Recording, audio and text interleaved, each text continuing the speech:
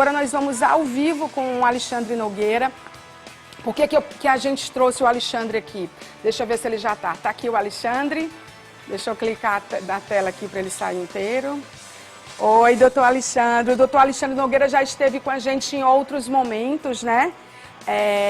Falando nisso. E agora, nesse isolamento social, nós estamos ao vivo aqui na Rede Meio Norte de televisão e ele da casa dele.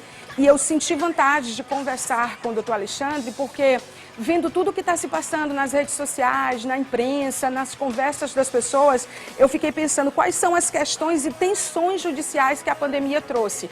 Porque a gente está muito focado nas medidas que dizem respeito ao isolamento, nas medidas que estão sendo adotadas por governos, né, em nível federal, estadual e municipal, e a gente talvez tenha dificuldade de medir como isso nos impacta agora, mas principalmente como vai nos impactar depois. E o doutor Alexandre vai nos ajudar a entender isso. Muito obrigada por ter aceito o nosso convite. Boa noite. Boa noite, Maia. Mais uma vez, muito obrigado pelo convite. E é sempre bom a gente estar tratando sobre isso, porque todas as tensões da sociedade, elas vão realmente desaguar no judiciário. Porque são muitas coisas novas. São muitas situações em que a sociedade ela não estava preparada para poder lidar e realmente vai acabar desaguando no judiciário. Então, muita satisfação em falar isso com vocês. Então, mais uma vez, estar aqui com você é muito prazeroso. Muito obrigado. Se o Congresso Nacional quiser, ele pode fazer uma legislação penal extraordinária para contemplar esse período da pandemia no Brasil e punir desvios de conduta, uma coisa similar como a lei da Copa, né, que a gente já conhece, uma coisa para esse momento, para poder reger de certo modo esse momento e conter abusos e não deixar passar batido aquilo que, se ficar errado, quando se trata do Brasil, fica errado o resto da vida. E a gente tem visto muitas conquistas, né, democráticas, inclusive, sendo perdidas e sendo colocadas de lado. O que pode ser feito no Brasil? O que a justiça pode fazer para punir, por exemplo, mentiras? A gente começa por aí pelas fake news e a gente vai passar muito rápido por elas, porque eu acho que as fake news já estavam existindo, elas são parte da nossa vida, a rede social só deu uma exponencializada nela, né?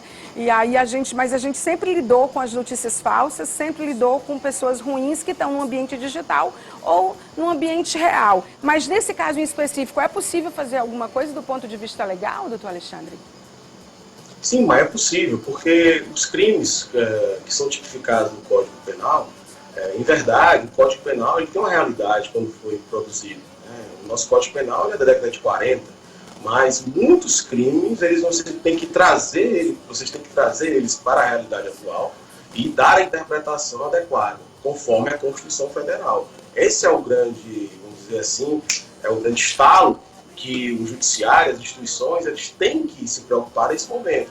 Os crimes contra a saúde pública estão em voga por conta do período de pandemia, né? E as fake news associadas aos crimes contra a saúde pública certamente irão gerar muitos casos, muitos processos, e isso é o que nós vamos ter no momento para analisar. Do ponto de vista científico, o que a gente pode ver é que as fake news associadas a crimes contra a saúde pública, elas serão punidas como crimes contra a saúde pública propriamente ditos.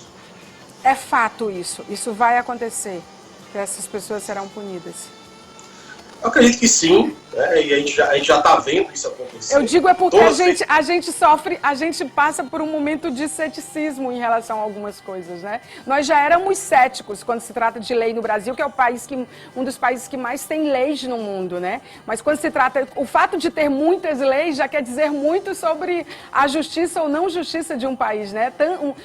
Tantos códigos penais e que não dão cabo de tantas demandas, né? Por isso que eu fiz essa provocação. A gente pode ter certeza que serão punidos? Eu acredito o seguinte, as instituições já estão funcionando normalmente e o que a gente pode ter certeza é que todas as pessoas que praticarem atos que podem ser alcançados pela lei, certamente irão ter Elas dor de irão cabeça. pagar. Vão ter muita dor de cabeça. Sim. Tem outras tensões judiciais na pandemia. Por exemplo, discussões sobre a calamidade pública. O que está previsto na lei e o que está acontecendo, na sua opinião? Olha, calamidade pública é um fato excepcional, né? E no caso do Brasil não foi diferente do que aconteceu no resto do mundo. Essa pandemia chegou e tem que, quando existe uma calamidade, o governo, ou o poder público, de uma maneira geral, tem que agir de maneira rápida. Por isso que, excepcionalmente, é autorizado a administração pública, por exemplo, fazer contratações sem licitações, por dispensa, o que não quer dizer que isso não tem uma fiscalização. E nós estamos vendo, no Brasil inteiro, os órgãos de controle atuando de maneira muito forte para que não haja nenhum tipo de desvio. A gente teve um caso como agora recente compras do sem Pará. licitações que podem causar isso, né? Exatamente, teve um caso recente do Pará, do Rio de Janeiro, onde já aconteceram operações policiais por supostos desvios da administração pública na aquisição de insumos sem licitação. Então, que é uma calamidade pública, isso é incontestável.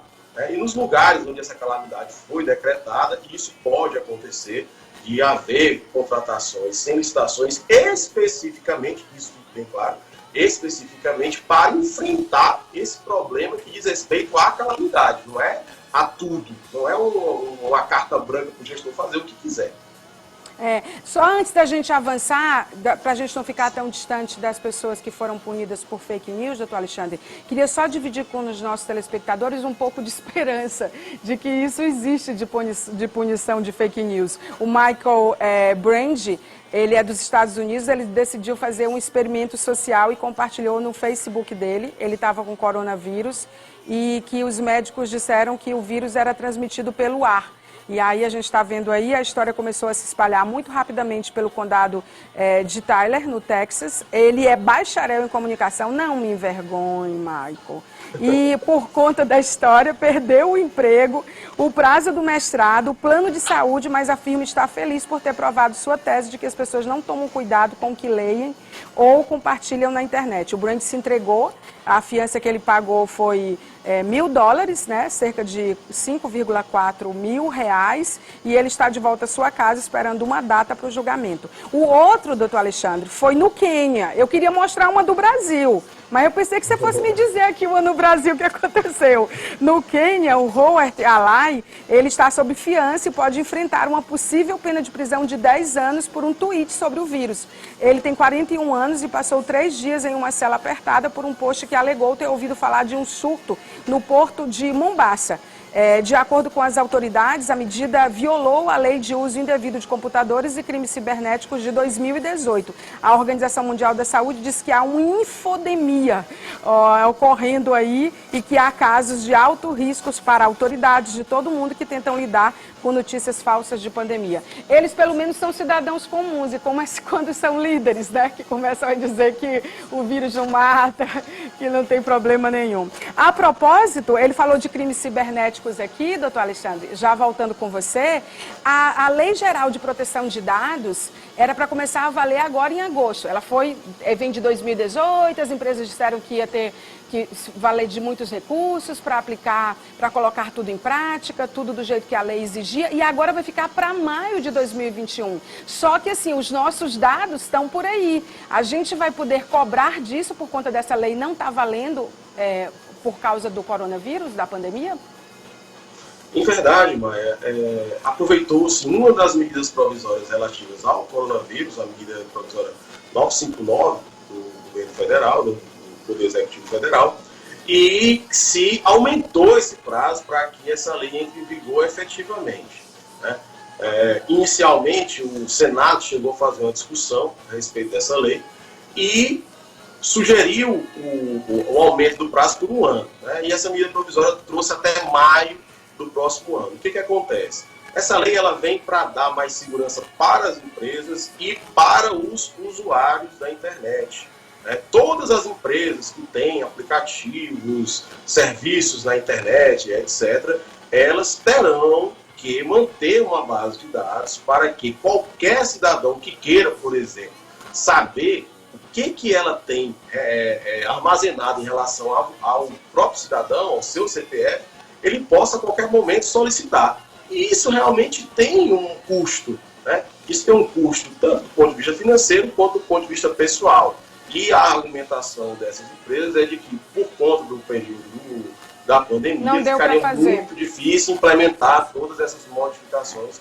E quando a gente está falando de dados, gente, a gente não está falando só de leads, que são e-mails e telefones, não. A gente está falando de dados de empresas que têm processos digitais, que sabem o seu endereço, o seu CPF, sabe tudo. Sabe seu sangue, se é positivo, que é negativo, sabe tudo sobre você, na verdade. Quer dizer, os dados, eles têm muito mais profundidade. Eu queria rapidamente, para a gente encerrar, falar sobre restrições de direitos fundamentais de ir e vir.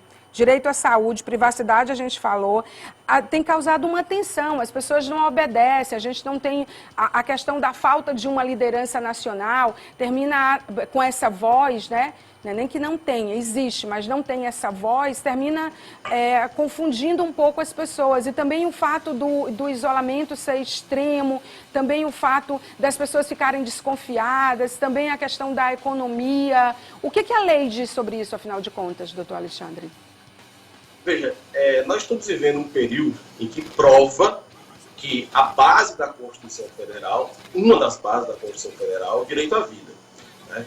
Então, quando nós estamos tratando sobre o direito à vida, aí envolve questões de saúde pública, envolve outras diversas questões, vai prevalecer o direito à vida. Né? E quando eu tenho uma tensão entre o direito de ir e vir, por exemplo, se um local, um estado, um município determinar um lockdown, como aconteceu agora em São Luís, e essa pessoa disser, não, eu quero estar na rua porque eu tenho o direito de ir e vir, não, ela não tem o direito de ir e vir. Ele está restringido, ele está limitado pela situação em que a sociedade está passando, que o poder público decretou aquela medida restritiva para que ele não possa transitar na rua e preservar a comunidade, preservar as outras vidas. Então, todas as tensões que aconteceram do ponto de vista legal, os direitos fundamentais, o direito à vida é um deles, sempre irá prevalecer o direito à vida. E nós vamos ter várias outras tensões judiciais, assim, direitos propriamente ditos. Por exemplo, o direito ao protesto, o direito à livre manifestação. A pessoa tem livre manifestação, pode ir ao Twitter, pode ir a uma rede social e falar o que quiser falar, mas terá limites para isso. Se, por um acaso, exerceu o seu direito de livre manifestação, mas infringiu em outra norma legal, infringiu a Constituição Federal, enfim, outra norma legal, irá responder por isso. No caso do Brasil, você perguntou a respeito de alguns casos de fake news, nós temos um caso de um ex-tenista em que ele e a sua namorada deram uma brincadeira a respeito da questão do coronavírus.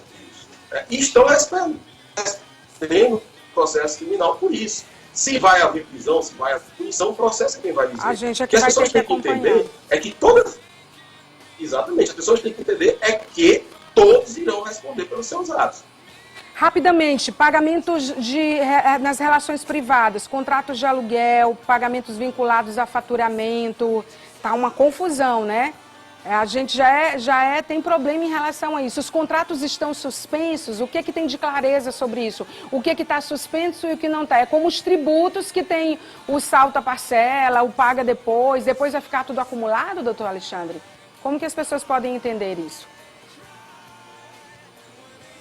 A internet dele deu uma travada, tá? Ele tá com problema na internet lá. Deixa eu só falar pro pessoal de casa enquanto a gente volta. 9411-7777 é o número para você participar do nosso programa. Respondendo a nossa enquete, o que você adotou na sua vida pessoal, no seu trabalho, na sua empresa, que mesmo depois da pandemia vai continuar valendo. É o que a gente está querendo saber. E também a gente está entrevistando o advogado Alexandre Nogueira, que está com problema de conexão em casa. Você viu que a imagem dele travou. E aí a gente está falando, doutor Alexandre, a gente estava falando da questão, estava dizendo para o pessoal mandar pergunta. Você estava falando sobre aluguel, contratos, isso aí tudo, os impostos que diz, paga depois eu tenho que pagar tudo de uma vez. Quais são os cuidados que a gente tem que ter para a gente encerrar a nossa entrevista, esclarecendo as pessoas sobre isso? Veja, todos os contratos, existem fatos que são indeterminados, imprevisíveis. Né? E esse fato da pandemia é imprevisível. Quando há essa imprevisibilidade, acontece esse fato, se chama em direito fato príncipe. Então, é possível que esses contratos sejam questionados judicialmente, esses pagamentos sejam questionados judicialmente, para que não haja esse pagamento durante, por exemplo, a interrupção da atividade econômica, né, se for um contrato de aluguel para uma empresa, por exemplo. E em casos de impostos também, vários são os municípios do Brasil que já conseguiram a suspensão do pagamento dos impostos por 180 dias, como é o caso também do Estado de São Paulo, que conseguiu a suspensão do pagamento da sua dívida com a União durante 180 dias. Por quê? São fatos imprevisíveis. A atividade econômica caiu, a arrecadação de impostos caiu, e no caso da atividade comercial comum, do setor privado, isso também pode acontecer e pode ser questionado judicialmente e, obviamente, o judiciário vai analisar caso a caso e dizer quando é que é devido, quando é que é indevido, é possível a suspensão desses pagamentos ou mesmo a negociação para cair o preço do valor desses aluguéis, que é o caso que a gente estava falando aqui agora. Então, muita calma nessa hora. Cuidado para não usar a pandemia para dar calote ou ficar achando que depois vai perder de vista e que vai ter ganho de causa. Não é bem assim. É o que você está nos dizendo, é o que eu estou entendendo, né? Então, assim, o ideal é você sentar e negociar com imobiliários, com donos de imóveis. E a questão dos tributos é você pedir a Deus que quando você for pagar de novo, você não tem que pagar dobrado. Deus vai entrar nessa história? Veja só, sempre entra, né? Está em tudo. Mas o governo federal, ele tem adotado medidas, por exemplo, adiou a entrega do imposto de renda. Né? No caso dos municípios também, deu 90 dias para que os municípios façam o pagamento do patronal, da parte patronal do INSS. Então, várias medidas do governo federal estão acontecendo muito por pressão das decisões judiciais. Eu te cito aqui, por exemplo, 2 casos do estado do Piauí. No município de Campo Maior e no município de Cocal, aqui no estado, conseguiram as decisões judiciais para suspender o pagamento de parcelamentos, dívidas com parcelamentos do INSS. Então, essas decisões judiciais, elas vão pressionando o Poder Executivo a adotar medidas para que essas situações elas sejam tratadas de maneira diferente de um período ordinário. E uma decisão como essa cria um precedente jurídico super importante, né? Porque se aconteceu com 2 prefeituras, aí a fila aumenta, né? Para encerrar de verdade, direito ao protesto. Existe esse direito ao protesto? Existe, com a liberdade de ir e vir. Quais são os limites disso? Como que a gente interpreta isso num momento como esse que a gente está vivendo no Brasil, que está uma bagunça em relação a isso? Todas as pessoas têm direito a protestar. A gente vive numa democracia. As pessoas podem protestar, inclusive, para pedir o fim da democracia. Isso é democracia. Né? Embora seja extremamente questionável sob todos os pontos de vista. Mas existe esse direito. Agora, sair na rua nesse momento, onde você pode estar, isso sim é questionável, isso é questionável e assim, principalmente se a pessoa sabe que tem a doença, sabe que tem o vírus e está ali expondo as outras pessoas, passando esse vírus, expondo as outras pessoas. Isso é crime, e fique bem claro, isso é crime. E nem agredir as outras pessoas. Doutor Alexandre, muito obrigada. Você vai voltar muitas vezes nesse novo formato. Obrigada pela sua disponibilidade e obrigada pela clareza com que você aborda assuntos que aparentemente a gente acha que sabe de tudo, mas não é bem assim. Um bom advogado vai saber responder, como é o seu caso. Muito obrigada. Boa noite. Eu que agradeço, Maia. Boa noite. Estou sempre à disposição. Obrigada.